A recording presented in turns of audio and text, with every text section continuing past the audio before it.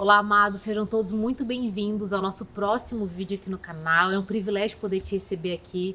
Eu creio que não existem acasos para Deus e se você chegou até essa mensagem, tem algo destinado do céu para o teu coração. Permanece até o final, se inscreve no canal e já compartilha essa mensagem com outras pessoas que vierem ao teu coração.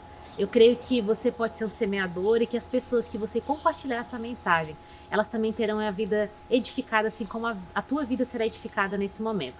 Vamos para a palavra? O tema da nossa mensagem de hoje é Não Fuja da Forja. E a palavra que vai dar um norte para a nossa mensagem encontra-se lá em Jonas capítulo 1. A palavra diz o seguinte: A palavra do Senhor veio a Jonas, filho de Amitai, com esta ordem: Vá depressa à grande cidade de Nínive e pregue contra ela, porque a sua maldade subiu até a minha presença. Mas Jonas fugiu da presença do Senhor, dirigindo-se para Tarsis. Desceu à cidade de Jope, onde encontrou um navio que se destinava àquele porto. Depois de pagar a passagem, embarcou para Tarsis para fugir do Senhor. O Senhor, porém, fez soprar um forte vento sobre o mar e caiu uma tempestade tão violenta que o barco ameaçava arrebentar-se. Todos os marinheiros ficaram com medo e cada um clamava ao seu próprio Deus. E atiraram as cargas ao mar para tornar o navio mais leve. Enquanto isso, Jonas, que tinha descido ao porão e se deitara, dormia profundamente. O capitão dirigiu-se a ele e disse: Como você fica aí dormindo? Levante-se e clame ao seu Deus, talvez ele tenha piedade de nós e não morramos. Então os marinheiros combinaram entre si: Vamos lançar sortes para descobrir quem é o responsável por essa desgraça que se abateu sobre nós. Lançaram sortes e a sorte caiu sobre Jonas. Por isso lhe perguntaram: Diga-nos quem é o responsável por essa calamidade, qual é a sua profissão, de onde você vem, qual é a sua terra, a que povo você pertence? Ele respondeu: Eu sou hebreu, adorador do Senhor, o Deus dos céus, que fez o mar e a terra. Então os homens ficaram apavorados e perguntaram: O que foi que você fez? Pois sabiam que Jonas estava fugindo do Senhor, porque ele já lhes tinha dito.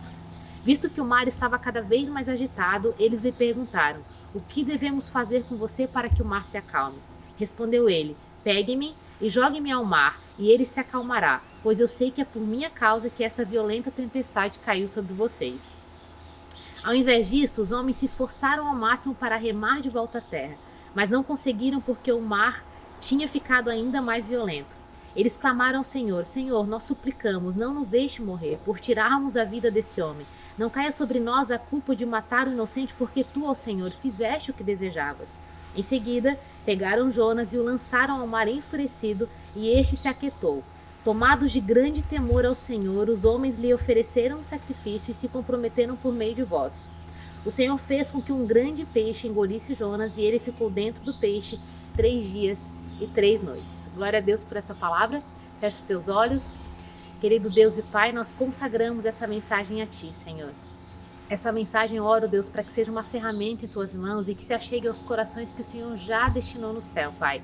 Trazendo cura, trazendo direção, instrução, correção, encorajamento para os nossos corações, Deus. Em nome de Jesus, nós queremos colocar tudo diante da Tua presença para que o Senhor faça aqui na terra, como o Senhor já fez no céu. Em nome de Jesus, amém. Queridos, quando o Senhor trouxe essa palavra, olha só que interessante. Jonas foi chamado por Deus para pregar o arrependimento para a cidade de Nínive. Mas Jonas era israelita e Nínive pertencia aos assírios. Os israelitas e os assírios, eles eram inimigos. Então Jonas não queria ir até Nínive pregar a mensagem do arrependimento. Pregar que a misericórdia de Deus viria sobre aquele povo caso eles se arrependessem. O que aconteceu? Jonas pagou uma passagem, entrou no barco e foi para outra cidade para fugir daquilo que o Senhor havia designado para que ele fizesse. E olha só que interessante, quando a gente traz essa relação do que Jonas viveu, trazendo para a nossa vida de hoje, trazendo essa reflexão para a nossa vida, quantos de nós estamos fugindo daquilo que o Senhor nos chamou para fazer? Quantos de nós estamos fugindo das direções que o Senhor já trouxe ao nosso coração? Talvez por medo, talvez porque a gente vai ter que sair de um conforto, talvez porque a gente vai encontrar muitas vezes a perseguição e a desaprovação, talvez porque a gente vai ter que abrir mão daquilo que é confortável, seguro, daquilo que está ao nosso controle, para poder viver na dependência do Senhor. E tudo isso de fato nos gera medo. E muitas vezes a gente toma as nossas decisões baseado naquilo que é confortável para nós.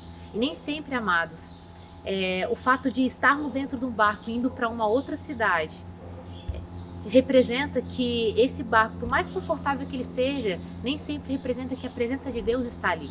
Nem sempre representa que o fato de estarmos confortáveis demonstra que o Senhor está conosco. O conforto nem sempre representa a presença de Deus conosco, muito pelo contrário.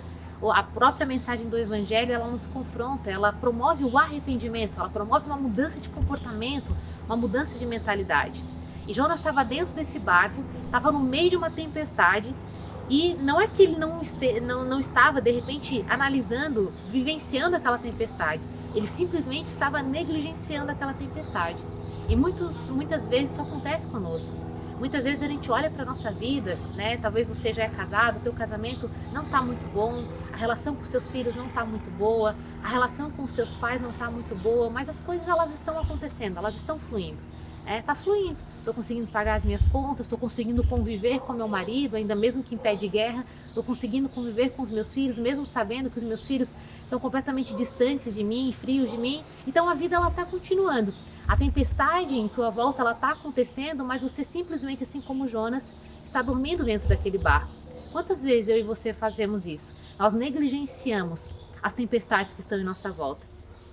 Se Jonas tivesse prestado atenção naquela tempestade já no início, ele teria evitado que as outras pessoas que não tinham nada a ver com aquilo tivessem também se envolvido naquela tempestade. Toda decisão que nós tomamos, ela não só traz resultados, consequências para a nossa vida, mas ela influencia também a vida das pessoas que estão em nossa volta. Seja dentro da nossa família, seja no nosso trabalho, seja em nosso casamento. A nossa vida vai ser impactada, mas a vida dos outros que estão em nossa volta também serão. Se nós negligenciamos as tempestades no início, elas vão acarretar muito mais danos para nós e muito mais danos também para as pessoas que estão em nossa volta. Então, o primeiro ponto que o Senhor traz ao meu coração para compartilhar com você é que a gente possa analisar a nossa vida por completo agora, todas as áreas da nossa vida, e se perguntar o que eu posso fazer para melhorar? O que eu posso fazer realmente para ser aquilo que o Senhor me chamou para ser dentro do meu casamento? Como é que eu posso melhorar enquanto mulher, enquanto homem, enquanto esposa, enquanto esposo, enquanto pai, enquanto mãe, enquanto amigo, dentro do meu trabalho? O que o Senhor tem desejado para a minha vida? Que no início da tempestade a gente não negligencie ela, mas que a gente se pergunte, Senhor, o que essa tempestade está demonstrando para mim? Qual é a minha responsabilidade diante dessa tempestade? O que eu posso fazer para melhorar? O que essa tempestade está tentando sinalizar para a minha vida? Então o primeiro ponto é que a gente não negligencie a tempestade. Olha que interessante. Outro ponto aqui que o Senhor traz é que Jonas, ele pagou para entrar naquele barco. Ou seja, ele tomou a decisão, ele entrou naquele barco. E às vezes nós fazemos isso, né? A gente simplesmente negligencia a tempestade e a gente, com a força do nosso braço, assume uma outra direção. E nessa outra direção que a gente está assumindo, não porque é uma direção que necessariamente Deus nos direcionou, mas simplesmente para fugir da tempestade, fugir da nossa responsabilidade, organizar a nossa vida, a gente muitas vezes acaba indo para outro lugar, encontrando até um certo conforto, mas não significa que necessariamente aquela tempestade ela foi organizada, que a nossa vida ela está em ordem, não significa necessariamente que eu estou vivendo a vida no conforto, não, significa que eu estou fugindo. E aí a gente entra na mensagem de hoje.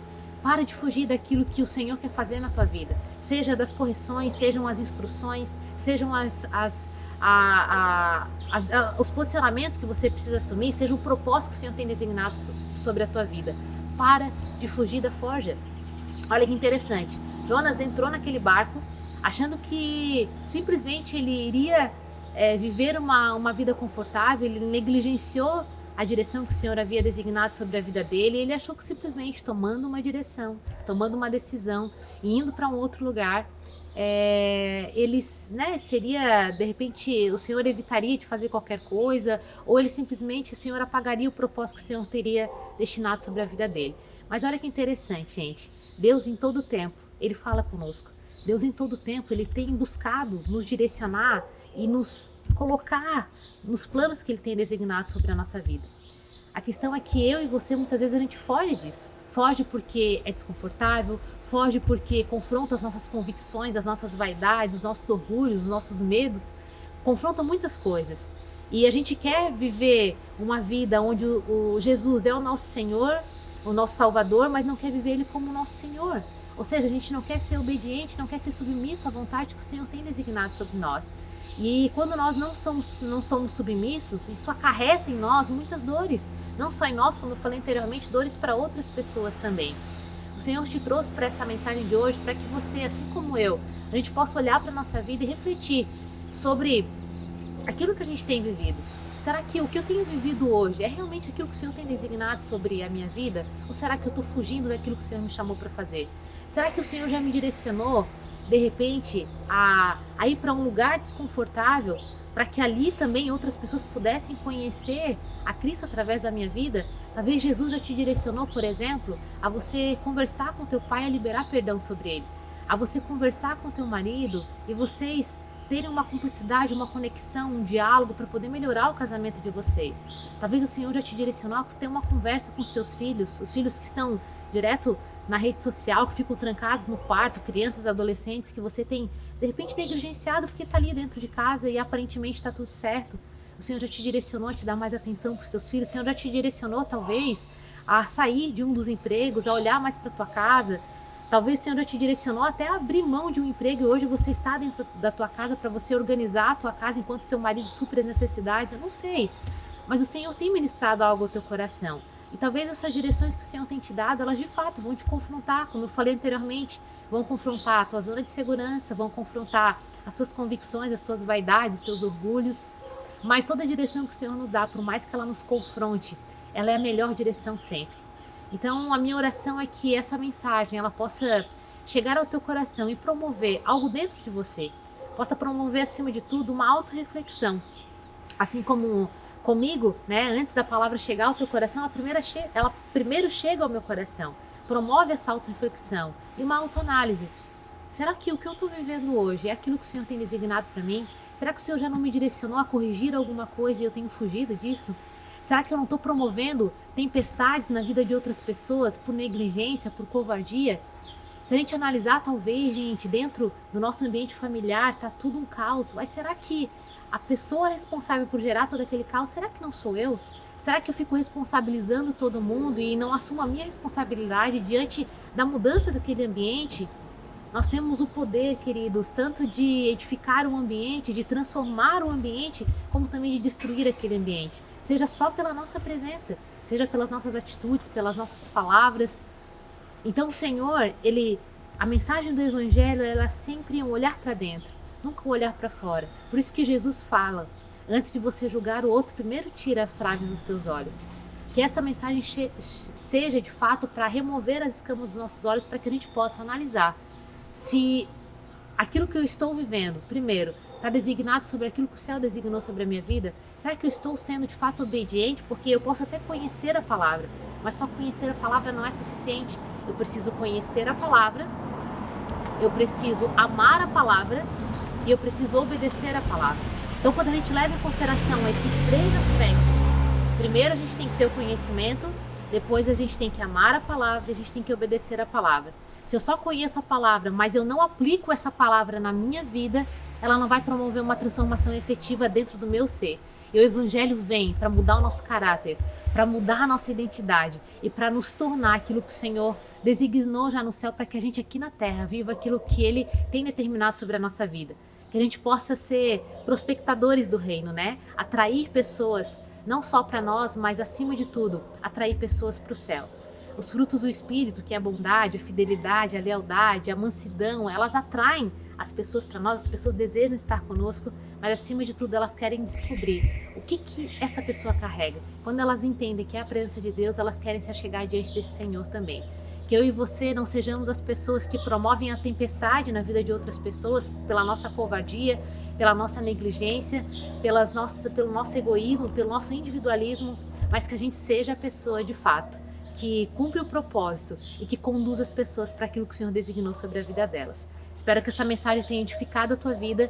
Se fez sentido para você, comenta aqui embaixo, curte esse vídeo e compartilha com as pessoas que vierem ao teu coração. Te agradeço e te espero no próximo vídeo.